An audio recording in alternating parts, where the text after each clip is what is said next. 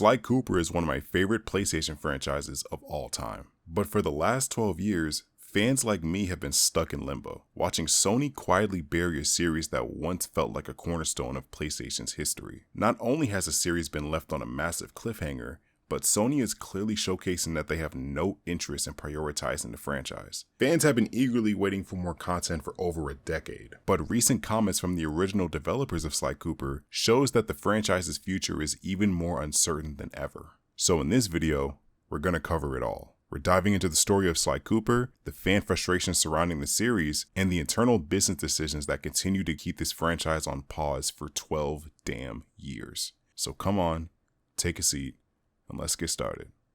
Sly Cooper is a 3D platformer created by Sucker Punch Production in 2002. The studio had 3 main games under their belt: Sly Cooper and the Thievius Raccoonus, Band of Thieves, and Honor Among Thieves, respectively. Each game consists of tight platforming, light stealth mechanics, and a surprisingly deep narrative spanning across multiple games. You play as a raccoon named Sly Cooper, who goes on multiple adventures stealing back a wide variety of artifacts as a vigilante-type character. He steals from people that either stole from him or want to use these specific artifacts for the greater evil. Sly also has 2 companion buddies, Bentley the Turtle and Murray the Hippo. Bentley being the brains of the group and Murray being the muscle of the group. Even a rival love interest makes an appearance, being Carmelita Fox, who is a cop tasked in taking down Sly Cooper whenever he starts getting into trouble. These games had a very unique premise that I and a lot of other Sly Cooper fans loved very much. I played the franchise for the first time in 2017, and ever since then, I became obsessed with its universe. It felt like a Saturday morning cartoon, which is backed by episodic transitions into each chapter within every game. Each game, while being an evolution of the previous entries, all had a distinct art style that separated the series from the likes of other PlayStation 2 mascots like Jak and Daxter and Ratchet & Clank. Sly Cooper casted a fantastic roster of villains, each having important narrative stakes within each game, and of course a banger soundtrack composed by Peter Nelson McConnell, who only started during Band of Thieves,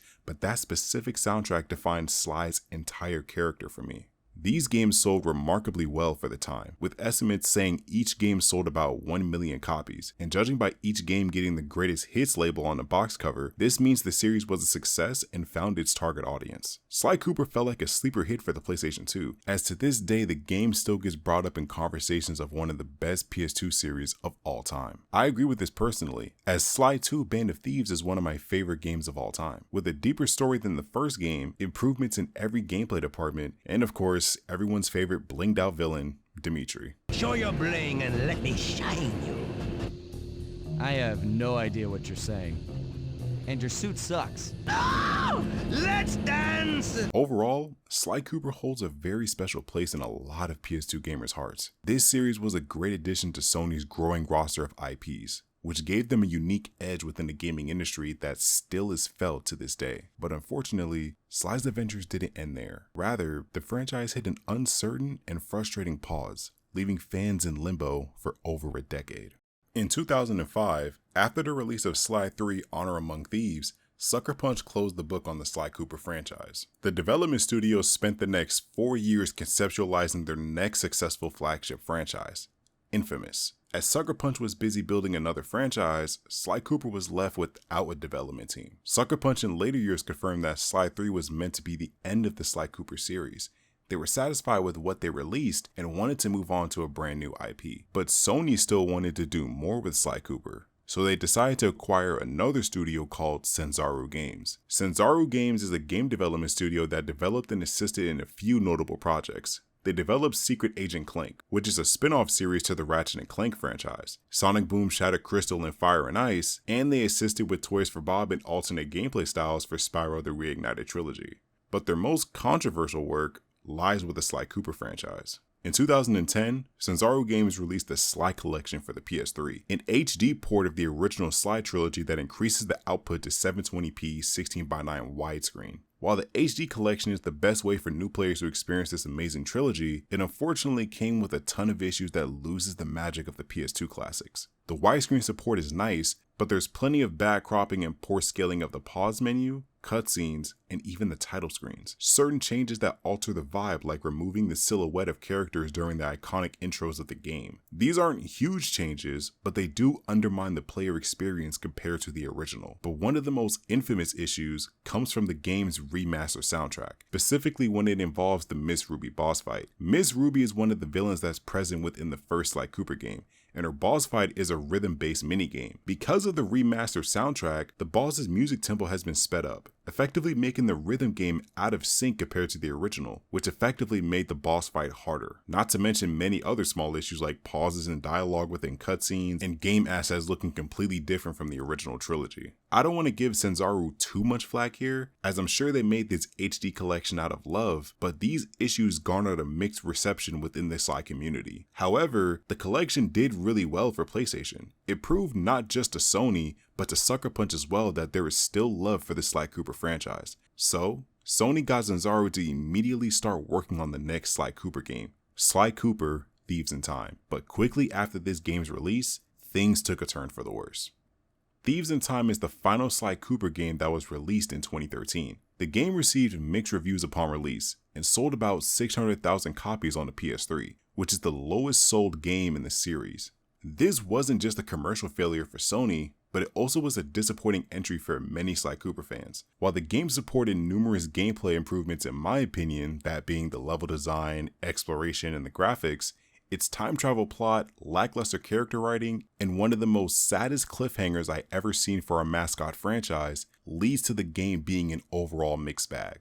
Sly 4 concludes with Sly defeating the main villain of the game, Le Paradox, and the game basically ends with him disappearing from the Cooper gang, with no sign of his whereabouts. In a secret ending, Sly wakes up in ancient Egypt, and then the game leaves the door open to a sequel that never came to be. Yes, after 12 years since the last Sly Cooper game, the main character is stuck in fucking Egypt, with no active development team, as Sanzaru Games announced they weren't going to be following up with another Sly Cooper game. Also, I forgot to mention that Sanzaru Games turned into a VR development studio back in 2016, and they also got bought out by Facebook in 2020 to join its Oculus studio. So if there was anyone that was curious if they're going to come back to Sly Cooper, that right there just brought it down to zero. While I commend Sanzaru for doing what they could with this franchise, this right here is a gut punch to the fanbase. A mixed bag of a game isn't the end of the world, but with this being the final Sly Cooper game for over a decade, this really didn't leave the franchise in the best state. All of this happened right before the turn of the PS4 generation, so given the circumstances and the bad marketing of Thieves in Time,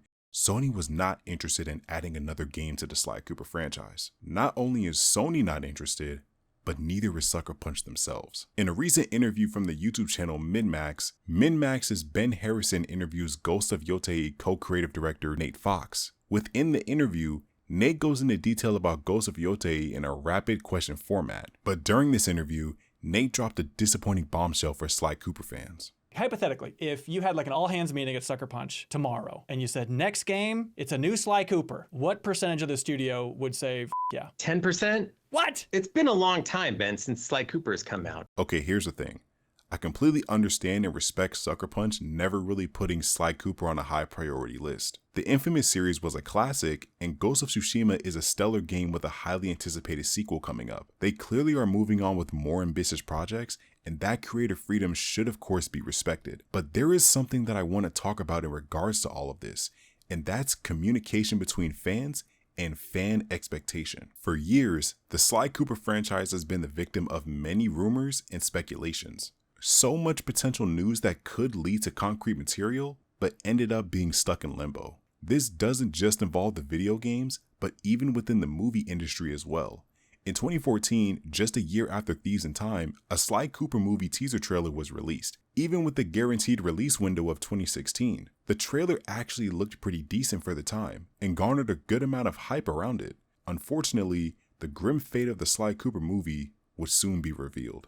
In an article written on comicbook.com by Matthew Murphy, Matthew states, After 2 years of lurking in the shadows, then director Kevin Munroe stated at WonderCon 2016 that the film hadn't entered production yet, which is mostly due to the production of another Rainmaker video game adaptation based on a well-known Insomniac series, 2016's Ratchet & Clank. The film's poor reception led to Rainmaker reconsidering Sly Cooper's budget and release, with the movie having had a second trailer in 2017 without a date attached. Unfortunately, Rainmaker left the project in December 2017, selling the rights to the Sly Cooper property, thus vacating the roles of all attached. Since then, there have been no updates and the project has been shelved completely.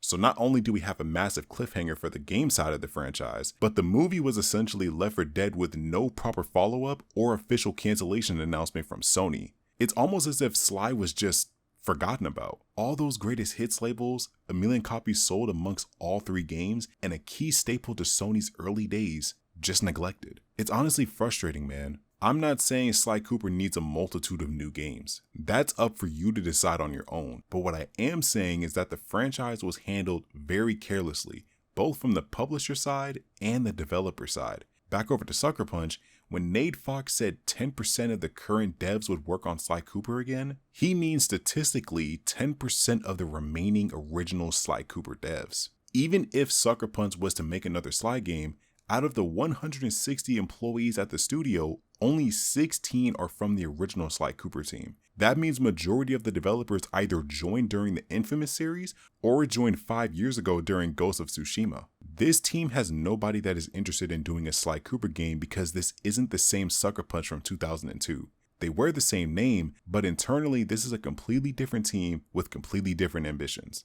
Them sort of leaving the door open for Sly Cooper really shouldn't have been done in my opinion. In an article on PC Gamer reported by Morgan Park all the way back in 2022, Sucker Punch stated, "With our focus on our current project, we have no plans to revisit Infamous or Sly Cooper right now, and no other studio is currently working on projects related to those franchises either. These characters are very special and near and dear to our hearts, so while we'd never say never to reopening those doors down the road, for now, there are no Infamous or Sly Cooper games in development." So contrast that statement there to where we are today, where when asked if given the opportunity, now only 10% of the team would be willing to do a Sly Cooper game. I don't doubt that Nate Fox and the rest of the OG developers loved their work on Sly Cooper. You can even see the original Sly Cooper development videos you get when you 100% the games, and get behind the scenes footage of the passion Sucker Punch had. But leaving the door open when deep down you know a Sly game probably isn't feasible with the current staff,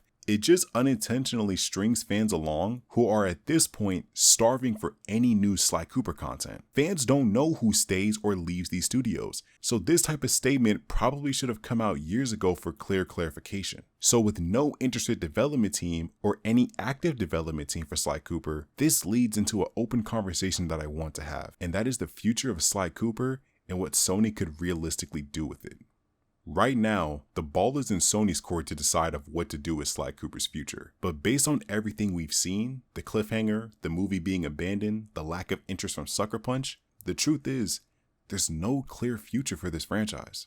Sony owns Sly Cooper, which means even if a passionate group of devs wanted to bring him back, it doesn't matter unless Sony gives the green light. And right now, Sony's focus is on big, blockbuster titles within their first-party lineup. Sly Cooper doesn't fit within their current strategy, and that's the harsh reality. But that doesn't mean that Sly Cooper can't exist within the current gaming ecosystem. It's just that under a big AAA company like PlayStation, I can't see Sly making a meaningful comeback. I may be wrong, but that's just how I feel right now. For starters, Sony internally has changed so much. Majority of the figures there are now focused on which game makes the most revenue rather than looking at the general fan sentiment. Market analytics is important for making sure any investment you make is calculated and profitable. But when it's the only sole lens you're viewing gaming in, you miss out on so many opportunities that's right in front of you. Look at the situation with Ratchet & Clank, for example, as they literally almost suffered the same fate as Sly Cooper. In a recent article on Games Radar written by Khan Serin, former PlayStation boss says he greenlit Ratchet & Clank on PS4 despite Sony saying no one wants to play that old game. Within the article, former PlayStation CEO Shane Layden was being spoken to by Hip Hop Gamer, and during the interview, he stated, "Look, I greenlit Ratchet & Clank on the PS4, and at the time, The sales and marketing people were going, no one wants to play that old game Ratchet and Clank. Layden's way of convincing the marketing and sales department was to essentially play at their own game and showcase the analytics for them. He stated, which I don't really love too much of, but this was useful, that showed around 20% or less of PS4 gamers were even aware of Ratchet and Clank the brand, so 80% don't know it. So for them, it's a new game. It's not an old game, and great games are always great.